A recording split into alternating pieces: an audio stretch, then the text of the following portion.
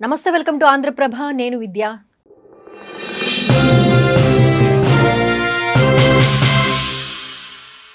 ఈరోజు మనతో పాటు స్టూడియోలో సిద్ధంగా ఉన్నారు పొలిటికల్ అనలిస్ట్ రాజు గారు. వారిని అడిగి మరిన్ని విషయాలు తెలుసుకుందాం. రాజు గారు నమస్కారం అండి, వెల్కమ్ టు ఆంధ్రప్రభ. నమస్కారం అండి. టెండర్ విషయంలో దానికి సంబంధించి షర్మిల గారి హస్బెండ్కి ఆ టెండర్ ఇప్పించలేదు. అక్కడి నుంచి అంటే నేను అన్యాయాన్ని సహించను, అన్యాయానికి నేను చాలా దూరంలో ఉంటాను కాబట్టి ఆ టెండర్ విషయంలో నేను మీకు సపోర్ట్ చేయను అన్న కారణంతోనే స్టార్ట్ అయింది అక్కడ విషయం అంతా అన్నట్టు మాట్లాడారు. మంచి డైలాగ్ రాయించాడు జగన్మోహన్ రెడ్డికి. నిజం అది. మరి తల్లి ఎందుకు దూరం అయిందమ్మా? ఇంకో టెండర్ ఏమైనా ఉందా? ఏ కారణం? ఇప్పుడు చెప్పుకుంటూ పోతే చాలా ఉంటాయి, మాట్లాడుకుంటూ పోతే మామూలుగా ఉండదు. ఏ కారణం చేత పోతున్నారు తల్లి చెల్లి దూరంగా? డబ్బు కింద లోట వాళ్ళకి, మానవత్వం లోపించి, మనస్తత్వం లోపించి, మానవత్వం లోపించి, ఇందాంటి సైకో మనస్తత్వం ఉన్నవాడి దగ్గర దూరంగా ఉండాలని భయపడి పారిపోయారు వాళ్ళు. తల్లి చెల్లె పారిపోతే మనల్ని ఎలా ఉంచుతాడండి ఆయన? మన బాగు గురించి ఎందుకు ఆలోచిస్తాడు? పేద బడుగు బలహీన వర్గాల గురించి ఎందుకు ఆలోచిస్తాడు? అధికారం కావాలా, అందలం ఎక్కాలా, అక్కడే కూర్చుని ఉండాలా, అదే అతని ఆలోచన తప్ప మమకారం లేదు, మనస్సు లేదు, ఏమీ లేదండి ఆయన దగ్గరికి. ఆయనకి ఏం తెలియదు. ఆయన అనుకుంటున్నాడు నేను జనాల్లో దేవుణ్ణి అయిపోయాను, నేనే ఉంటాను ఇంకో 30 సంవత్సరాలు సీఎం అనుకున్నాడు. కానీ జనాల పిచ్చోళ్ళు ఏం కాదు కదమ్మా. ఇప్పుడు నేనున్నాను, నాకు 3 బిడ్డలు, 2 అబ్బాయిలు 1 అమ్మాయి. ఆంధ్రప్రదేశ్లో మాదొక గ్రామం. ఇప్పుడు నా 3 పిల్లలు కూడా ప్రయోజకులయ్యారు, చదువుకున్నారు, ఉద్యోగాలు కావాలి. నా రాష్ట్రంలో ఆంధ్రప్రదేశ్లో నేనేమని ఆలోచిస్తాను? వైజాగ్లోనో రాజమండ్రిలోనో నాకు బిడ్డలకు ఉద్యోగం వస్తే వారానికి 2 రోజులు నా ఇంటి దగ్గర ఉంటారు, అంతే కదా. అదే హైదరాబాద్లోనో కలకట్టాలోనో బొంబాయిలోనో నా బిడ్డలు ఉంటే సంవత్సరానికి 2 రోజులు ఉంటారు. సంవత్సరానికి 2 రోజులు ఉండడం కోరుకుంటానా? వారంలో 2 రోజులు ఉండడం నా బిడ్డలు నా దగ్గర ఉండాలని కోరుకుంటానా? వారంలో 2 రోజులు. అందుకే జగన్మోహన్ రెడ్డిని 11 సీట్లు పడగొట్టారు. నీకు అర్థమవుతుందా? పిచ్చోళ్ళు కాదు జనాలు. నువ్వేదో సంక్షేమ పథకాలు ఇచ్చేస్తే అవి తీసుకున్న వాళ్ళు ఏమన్నా ఓటేస్తారా? మరే డబ్బులు ఇస్తున్నాడు కదా అని. కానీ బిడ్డల భవిష్యత్తు కోసం ప్రాణాలు ఇచ్చే తల్లిదండ్రులు ఉంటారు, బిడ్డల కోసమే బ్రతుకుతున్న తల్లిదండ్రులు ఉంటారు. వాళ్ళు నిన్ను మరి గుర్తిస్తారే?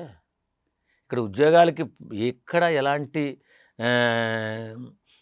ఫ్యాక్టరీస్ కానీ లేకపోతే ఐటీ కంపెనీస్ కానీ ఎక్కడ ఏ కంపెనీలు లేకుండా ఉన్న కంపెనీలు తరిమేస్తున్నావే. మరి నా బిడ్డలు ఎక్కడ ఉద్యోగాలు చేసుకోవాలి? నేను ఆలోచించి 10 మందికి చెప్పి 10 ఓట్లు వేయించినా? అదే నువ్వు ఉద్యోగానికి ప్రయత్నం చేస్తే ఉద్యోగాలు వచ్చే విధంగా ప్రాక్టికల్ అయ్యి నిర్మిస్తుంటే నేను కూడా ఆలోచిస్తాను కదా. ఒక్క రకం కాదు, కరుణుడి చావుకి 100 కారణాలని ఈ జగన్మోహన్ రెడ్డి చావుకి 100 కారణాలు. ఇప్పుడు పవన్ కళ్యాణ్ గారి పాలన పట్ల ప్రజలు సంతృప్తితో ఉన్నారా, అసంతృప్తితో ఉన్నారా? ఇది పవన్ కళ్యాణ్ గారి పాలన అనకూడదు, చంద్రబాబు నాయుడు గారి విజనానాలే.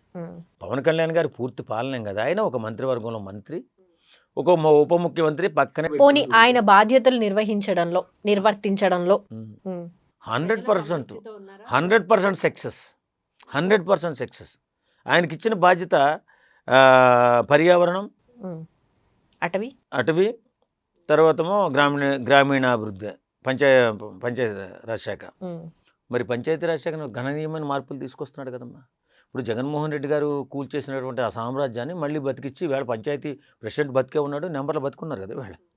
వాళ్ళు పంచాయతీ ఆఫీసులో కూర్చుంటున్నారు, తగు నిర్ణయాలు తీసుకుంటున్నారు, గ్రామాభివృద్ధి కోసం ఆలోచిస్తున్నారు ఈవేళ. అరే మనం ఈవేళ మనకు ఆ చెరువు ఏంటి, కుంట ఏంటి, ఆ కట్ట ఏంటి అని ఆలోచిస్తున్నారమ్మా ఈవేళ. నేను మన ఊరు వెళ్ళినప్పుడు గ్రామ పంచాయతీలో సర్పంచ్, ఉప సర్పంచ్ వాళ్ళు కూర్చుని ఉంటే ఆశ్చర్యపోయాను నేను. ఇంతకుముందు లేరు కదా. జగన్మోహన్ రెడ్డి వచ్చిన తర్వాత వాళ్ళని చంపేశాడు కదా. ఇప్పుడు కూర్చుని ఆలోచించి ఆ లైట్లు ఏంటి, ఆ కుంటలేంటి, ఏదేది బాగు చేసుకోవాలా, ఆ కాలువలు ఎలా బాగు చేసుకోవాలి, ఈ పనిలో ఉన్నారు. ఇప్పుడు బ్రహ్మాండమైనటువంటి గౌరవం ఇచ్చాడు ఈవేళ ఆ గ్రామ పెద్దకి. గ్రామ పెద్ద అంటే ఎవరు? ప్రెసిడెంట్ని పక్కన దోచేసి ఎక్కడికో పంపించేసిన వ్యక్తి జగన్మోహన్ రెడ్డి. ఇప్పుడు మన గ్రామ ప్రథమ పౌరుడు సర్పంచ్ గౌరవం ఇచ్చే బాధ్యత ఉందా లేదా? అక్కడ ఉన్నటువంటి 1000 ఓట్లు, 500 ఓట్లు, లేకపోతే 700 ఓట్లతో గెలుస్తాడు. ఉన్నటువంటి ఎన్ని ఓట్లు ఉంటే అన్ని ఓట్లు ఒక ప్రథమ పౌరుడిని ఎన్నుకుంటారు. ఆయనకి గౌరవం లేకపోతే ఊరికేం గౌరవం ఉంటుందిగా. ఇప్పుడు ప్రభుత్వాధికారులు లేకపోతే ఇంకొకటి ఎవడో అవలేగాని తీసుకొచ్చి పెట్టి నువ్వు పరిపాలన చేస్తుంటే ఇక్కడ ఉన్నటువంటి పెద్దల గౌరవం ఏంటి మరి? కాబట్టే పంచాయతీ వ్యవస్థని మెరుగుపరుచుకుంటూ వస్తున్నారు పవన్ కళ్యాణ్. మెరుగుపరిచారు 100%. ప్రతి పంచాయతీకి కూడా నిధులు ఇస్తున్నారు. ఆయన నియోజకవర్గంలో ఉన్నటువంటి కొన్ని పంచాయతీలకి సొంత నిధులు కూడా ఇస్తున్నాడు. ఎందుకంటే తొందరగా డెవలప్ చేసుకోవాలి అనే ఆలోచనలో. మరి ఆయన పరిపాలన బాగోలేదంటే ఇంకేం చేయాలా? దొల్లేయాలా అంటే రోడ్డు మీద పడి? జగన్మోహన్ రెడ్డిలే గారు 10 మంది రౌడీని పెట్టి జై కొట్టించుకోవాలా అంటే? అలా కొట్టించుకోవాలంటే ఒక నిమిషం పడుతుంది. ఎందుకంటే ఆయనకు ఉన్నటువంటి అభిమానగణం మామూలు గణం కాదు. బట్టలు చింపేసుకుంటారు రమ్మంటే. కాబట్టి పవన్ కళ్యాణ్ గారు ఆయన మంచి మనస్తత్వానికి బ్రహ్మాండంగా ఆయన శాఖ తీసుకున్నాడు. ప్రతి గ్రామం కూడా అభివృద్ధి చెందుతుంది. వైసీపీ హయాంలో జగన్మోహన్ రెడ్డి గారు ప్రవేశపెట్టిన వాటిల్లో ఇంటింటికి రేషన్ సరఫరా చేసే క్రమంలో వెహికల్స్ని అలాట్ చేశారు. ఆ వెహికల్స్ని ఇప్పుడు కూటమి ప్రభుత్వం అధికారంలోకి వచ్చిన తర్వాత స్టాప్ చేశారు.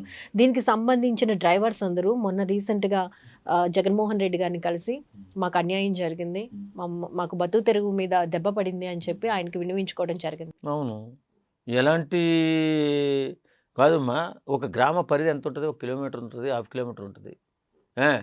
ఒక్కడ డిపో పెట్టి అక్కడ వేస్తుంది. మరి వీరికి ఏదైనా ఉపాధి చూపించి దీన్ని నువ్వు స్టాప్ ఎలా చేస్తే పడితే బాగుంటుంది అలాగా కదా. రాజ్యాంగాన్ని మార్చేసుకుని ఇష్టానుసారం డబ్బులు ఖర్చు పెడితే దానికి డీజిల్కి ఎంత అవుతుంది? ఆ వెహికల్ కాస్ట్ ఎంత? నువ్వు ఇచ్చే జీతాలు ఎంత? అసిస్టెంట్కి ఎంత? డ్రైవర్కి ఎంత?